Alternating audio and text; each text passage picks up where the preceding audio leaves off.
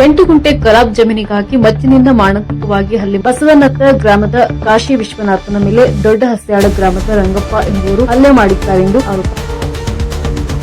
8 ಗುಂಟೆ ಖರಾಬ್ ಜಮೀನಿಗಾಗಿ ಮಚ್ಚಿನಿಂದ ಮಾನಸಿಕವಾಗಿ ಹಲ್ಲೆ ಮಾಡಿರುವ ಘಟನೆ ಕೋಲಾರ ತಾಲೂಕಿನ ದೊಡ್ಡ ಹಸ್ಯಾಳ ಗ್ರಾಮದಲ್ಲಿ ನಿನ್ನೆ ಸಂಜೆ ನಡೆದಿದೆ. ಬಸವನತ್ತ ಗ್ರಾಮದ ಕಾಶಿ ವಿಶ್ವನಾಥನ ಮೇಲೆ ದೊಡ್ಡ ಹಸ್ಯಾಳ ಗ್ರಾಮದ ರಂಗಪ್ಪ ಎಂಬುವರು ಹಲ್ಲೆ ಮಾಡಿದ್ದಾರೆಂದು ಹಲ್ಲೆಗೊಳಗಾದ ಕಾಶಿ ವಿಶ್ವನಾಥ್ ಅವರ ತಂದೆ ಶ್ರೀನಿವಾಸ್ ಆರೋಪ ಮಾಡಿದರು.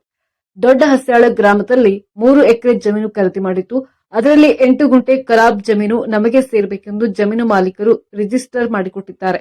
ಆದರೂ ನಮ್ಮ ಜಮೀನು ಪಕ್ಕದಲ್ಲಿರುವ ಜಮೀನವರು ಖರಾಬ್ ಜಮೀನು ತಮಗೆ ಬರಬೇಕೆಂದು ಹಲ್ಲೆ ಮಾಡಿದ್ದಾರೆ. ಇನ್ನು ಜಮೀನಿನ ಬಳಿಕ ರಾಜಕಾಲುವೆ ಇದ್ದು, ರಾಜಕಾಲುವೆಯಿಂದ ಆ ಕಡೆ ಇರುವ ಜಮೀನು ಅವರದ್ದು, ರಾಜಕಾಲುವೆಯಿಂದ ಈ ಕಡೆ ಇರುವ ಜಮೀನು ನಮ್ಮದು. ಖರಾಬ್ ಜಮೀನು ನಮಗೆ ಬೇಕೆಂದು ನನ್ನ ಮಗನ ಮೇಲೆ ಪ್ರಕಾಶ್, ಲೋಕೇಶ್, ನಾರಾಯಣಪ್ಪ, ಮುರಳಿ, ಆನಂದ್, ರಂಗಪ್ಪ ಎಂಬುವರು ಗಲಾಟೆ ಮಾಡಿ ಹಲ್ಲೆ ಮಾಡಿದ್ದಾರೆ ಎಂದು ಶ್ರೀನಿವಾಸ್ ಆರೋಪ ಮಾಡಿದರು.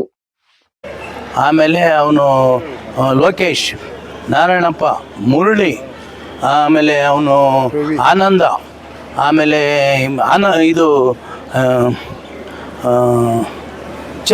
ಅವನು ಇನ್ನೊಬ್ಬನ ಹೆಸರು ಹೇಳ್ತೀನಿ ಆನಂದ ಐತಿ, ರಂಗಪ್ಪ, ನಾರಾಯಣಪ್ಪನ ಮೊಮ್ಮಗ, ಅವನ ಹೆಸರು ನಂಗೆ ಗೊತ್ತಿಲ್ಲ. ಎಲ್ಲ ಒಟ್ಟಿಗೆ ಬಂದು ನಮ್ಮ ಹುಡುಗನ ಮೇಲೆ ಗಲಾಟೆ ಮಾಡಿದರೆ ನನ್ನ ತಮ್ಮ ಇದ್ದ, ಇವರು ನಾನಿಲ್ಲ ಆ ಸಮಯದಲ್ಲಿ. ಆವಾಗ ನನ್ನ ತಮ್ಮ ನಮ್ಮ ಮಗ ಎಲ್ಲ ಹೋಗಿ ಗಲಾಟೆ ಮಾಡಿದ್ದಾರೆ. ಗಲಾಟೆ ಮಾಡು ಆಮೇಲೆ ಇಲ್ಲಿ ಯಾರು ಹಾಕ್ಕೊಡ್ದು, ಇದು ನಮ್ಗೆ ಬರಬೇಕು ಜಮೀನು ಅಂತೇಳ್ಬಿಟ್ಟು ತಡೆಯಾಜ್ಞೆ ಮಾಡಿದ್ದಾರೆ. ಸಾಯಂಕಾಲ ನಾನು ಊರಿಗೆ ಹೋದಾಗ ಇವರೆಲ್ಲ ಹೇಳಿದ್ರು ಹಿಂಗೆ ಬಂದಿದ್ದರು, ಹಿಂಗೆ ಗಲಾಟೆ ಮಾಡಿದ್ರು ಅಂತ.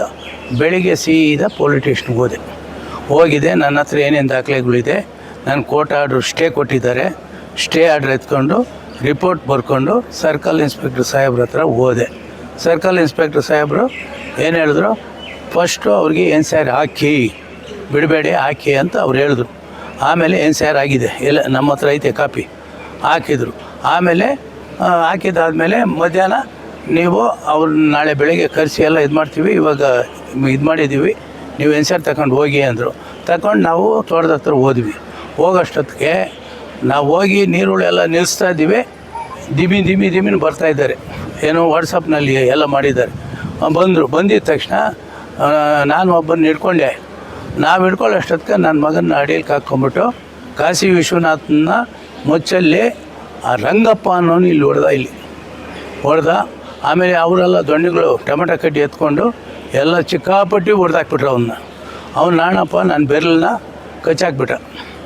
ಈ ಬೆರಳು ಪೂರ್ತಿ ಕಚ್ಚಾಕ್ಬಿಟ್ಟ. ಆಮೇಲೆ ಎಲ್ಲ ಗಲಾಟೆ ಫುಲ್ಲಾಗಿ ನಡೀತು. ನಮ್ಮ ಹುಡುಗನ ರಕ್ತ ವಿಪರೀತ ಬಂದುಬಿಡ್ತು. ನಾನು ತಕ್ಷಣ MLAಗೆ ಫೋನ್ ಮಾಡಿದೆ. ಸರ್ ಹಿಂಗಾಗ್ಬಿಟ್ಟಿದೆ, ನಾನೇನು ಮಾಡಬೇಕು ಅಂದೆ. ಇಮಿಡಿಯೇಟಾಗಿ ಸರ್ಕಲ್ಗೆ ಹೇಳ್ತೀನಿ ಇರು ಅಂತ ಸರ್ಕಲ್ನ ಕಳಿಸಿದ್ರು. ಅಲ್ಲಿಗೆ ಸರ್ಕಲ್ ಬಂದರು, ನೋಡಿದ್ರು. ಹಾಸ್ಪಿಟ್ಲಿಗೆ ಬಂದ್ವಿ, ಅಡ್ಮಿಟ್ ಆದ್ವಿ. ಆಮೇಲೆ ಡಾಕ್ಟ್ರೆಲ್ಲ ಪರೀಕ್ಷೆ ಮಾಡಿ ಎಲ್ಲ ಇದು ಮಾಡಿದ್ರು. ಅವ್ರನ್ನ ಇವಾಗ ಇಲ್ಲೇ ಇದ್ರು. ಅವರು ನಮ್ಮ ಕೆಟ್ಟು ಬಿದ್ದಿದೆ ಅಂತ ಬಂದು ಒಬ್ಬನ ಡ್ರಾ ಮಾಡ್ತಾ ಇದ್ದಾನೆ ಇಲ್ಲಿ, ನಾಣಪ್ಪ ಅಂತ ಕೈ ಕಚ್ಚಿದವನು ಅಡ್ಮಿಟ್ ಆಗವನೆ. ಅವ್ನಿಗೇನು ಏಟಿಲ್ಲ, ಏನಿಲ್ಲ, ಸುಮ್ಮನೆ ಬಂದು ಮಲಗವನೆ. ಅವನೇ ಆ ಲೋಕೇಶ್ ಕರ್ಕೊಂಬಂದು ಮಲಗಿಸಿದ್ದು ಏನಂತ, ನಾವು ಅಡ್ಮಿಟ್ ಆಗಿಬಿಡ್ಬೇಕು, ಇಲ್ಲಾಂದ್ರೆ ನಮ್ಮನ್ನು ಬಿಡಲ್ಲ ಅಂಥೇಳಿ ಕರ್ಕೊಂಬಂದು ಅಡ್ಮಿಟ್ ಮಾಡವನೆ.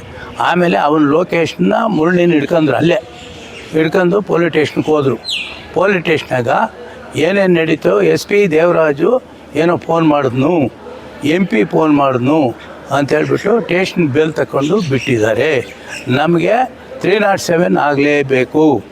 ತಲೆಗೆ ಮಚ್ಚಿನಲ್ಲಿ ಹೊಡೆದಿರೋದು, ನಮಗೆ ಅಸಾಲ್ಟ್ ಆಗಿದೆ. ನನ್ನ ಮಗನಿಗೆ ವಿಪರೀತ ರಕ್ತ ಹೋಗಿದೆ. ಅವ್ನಿಗೆ ಇದುವರೆಗೂ ಮತಿ ಬತ್ತಲ್ಲ ಸರಿಗ, ಏನೇನೋ ಮಾತಾಡ್ತಾ ಇದ್ದಾನೆ. ಆದ್ದರಿಂದ ತಾವೆಲ್ಲ ಸೇರಿ ನನಗೆ ನ್ಯಾಯ ಕೊಡಿಸ್ಕೊಡ್ಬೇಕು.